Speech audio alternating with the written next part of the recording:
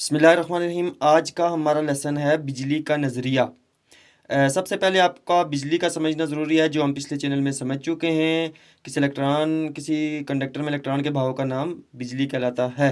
और रोशनास होना भी ज़रूरी है। उम्मीद है कि आप रोशनास हो चुके होंगे कि ये ताकत जो तमाम दुनिया के काम सर अंजाम देती है, किस तरह हमारी रोज़मर्रा माशी और समाजी ज़िंदगी में इंकलाब लाती है। जदीद साइंसी माहिरीन के मुताबिक दुनिया की हर चीज़ जो किसी हालत में हो, खा ठोस माए या गैस जिस्म रखते हैं, या बअल्फाज दीगर मादा ख्वा किसी हालत में हो जिस्म रखते हैं, अगर जिस्म को रेज़ा रेज़ा कर दिया जाए और इन रेज़ों को इतना बारीक कर दिया जाए कि इसके बाद इन रेज़ों को मज़ीद बारीक करना मुमकिन ना हो, तो वो रेज़े एटम में तब्दील हो जाते हैं। एटम वो छोटे से छोटा ज़र्रा है, बेहद किसी अंसर का हिस्सा होता है, और अब तक 100 से ज़ायद अनासिर दरियाफ्त किए गए हैं।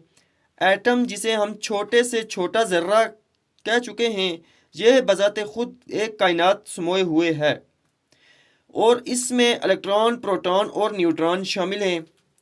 और माहिरीन के ख्याल के मुताबिक एटम कोई ठोस अजसाम नहीं बल्कि एक खुलासा है।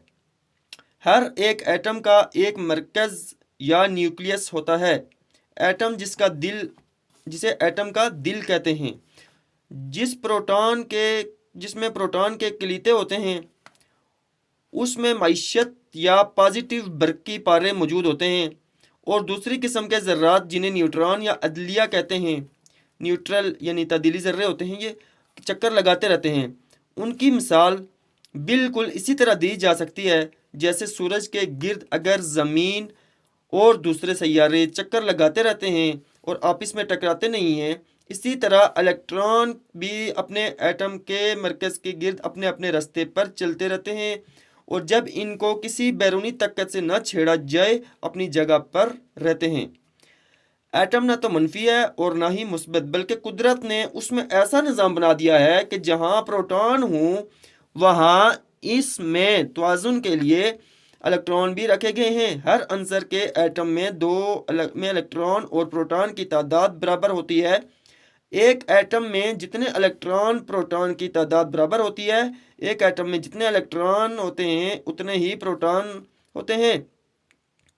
कई तो बहुत सादा होते हैं और कई बहुत पेचीदा होते हैं। मसलन हाइड्रोजन का एटम सादा होता है, इसमें सिर्फ एक इलेक्ट्रॉन और एक प्रोटॉन होता है। इसके बरक्स यूरेनियम, जिसको एटमी तवानाई हासिल करने के लिए इस्तेमाल करते हैं, 92 बरकी पारे मौजूद होते हैं, जो एटम के मरकज़ के इर्द गिर्द 7 मुख्तलिफ मदारों में घूमते हैं। लेकिन कुछ अनासिर में एटम की साख्त कुदरती तौर पर ऐसी होती है कि इनमें कुछ इलेक्ट्रॉन इतनी सख्ती से जकड़े होते हैं हुए नहीं होते, बल्कि दूसरे इलेक्ट्रॉन की निस्बत आसानी आगे पीछे या एटम से दूसरे एटम में जा सकते हैं। पहला ऐसा एटम जिसमें मुस्बत ज़र्रात हों उसे पॉजिटिव, और दूसरा जिसमें मनफी ज़र्रात ज़्यादा हों उसे नेगेटिव कहते हैं। अब मनफी ज़र्रों यानी इलेक्ट्रॉन के का काम देखें तो ये खुद दूसरे मरकज़ के गिर्द घूमते हैं, लेकिन इस एटम के कुछ अपने इलेक्ट्रॉन दूसरे एटम में धकेल देते हैं, और दूसरे वाले के आज़ाद शुदा इलेक्ट्रॉन तीसरे, और तीसरे वाले के आज़ाद शुदा इलेक्ट्रॉन चौथे में, और चौथे वाले एटम के इलेक्ट्रॉन पांचवें में।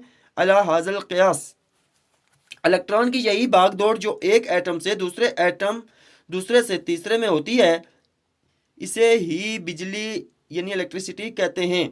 यहाँ पे आप समझ चुके होंगे कि किसी कंडक्टर में इलेक्ट्रॉन के बहाव का नाम इलेक्ट्रिसिटी कहलाता है, जो हम पिछले लेसन में पढ़ चुके हैं, जिसे बर्क या इलेक्ट्रिक करंट भी कहा जाता है। मुख्तसरन ये कि इलेक्ट्रॉन का एटम एक से दूसरे एटम में मुंतकिल होना बिजली कहलाता है, या कंडक्टर और तार में इलेक्ट्रॉन का मुसलसल बलाव भाव बिजली कहलाता है।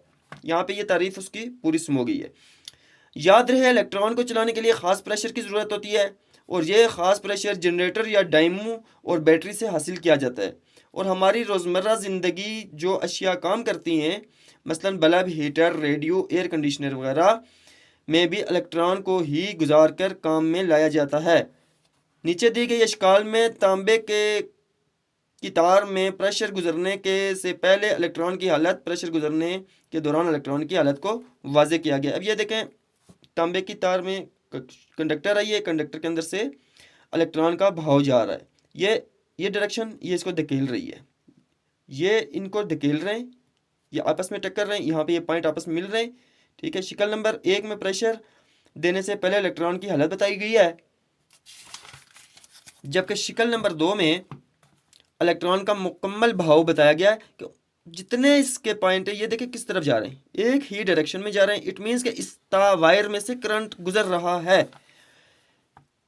शिकल नंबर 2, तार को डायमो या बैटरी से प्रेशर मिलने से इलेक्ट्रॉन की हालत यानी एक ही सिमत में चल रहे हैं। चूंकि इलेक्ट्रॉन प्रोटॉन की निस्बत 1836 गुना हल्के होते हैं, इसलिए प्रेशर मिलने से कंडक्टर में इलेक्ट्रॉन ही बहते हैं। इसलिए जदीद नज़रिया हकीकत है कि इलेक्ट्रॉन नेगेटिव से पॉजिटिव बार की तरफ बहते हैं। दरअसल इलेक्ट्रिसिटी यानी बिजली का नाम ही इलेक्ट्रॉन से लिया गया है, यानी कंडक्टर में प्रेशर की वजह से इलेक्ट्रॉन के चलने से जो लहर पैदा हो जाती है उसे बिजली या बरकी इलेक्ट्रिसिटी कहा जाता है। अब तो आपके जहन में ये चीज़ आ गई होगी कि बिजली की लहर जो इलेक्ट्रॉन के चलने से पैदा होती है अपने अंदर तक कितनी ताकत रखती है कि जिससे रोज़मर्रा की इस्तेमाल की बरकी अशिया को स्विच दबाने से काम में लाते हैं। सच पूछिए तो बिजली एक नौकरानी की सी हैसियत रखती है जिसमें इंसान हैरत अंगेज शक्ल में सहूलतें हासिल कर रहा है और यह सदियों से इंसान की खिदमत करती रहेगी। जैल में इलेक्ट्रॉन और प्रोटॉन का निज़ाम दिखाया गया है। अब ये पूरा न्यूक्लियस, इलेक्ट्रॉन, ये इलेक्ट्रॉन का भाव, कार्बन एटम, ये एटम में कार्बन और कार्बन का एटम, न्यूक्लियस, इसमें न्यूक्लियस और इलेक्ट्रॉन का भाव, हाइड्रोजन का आइटम है ये और ये कार्बन का आइटम है।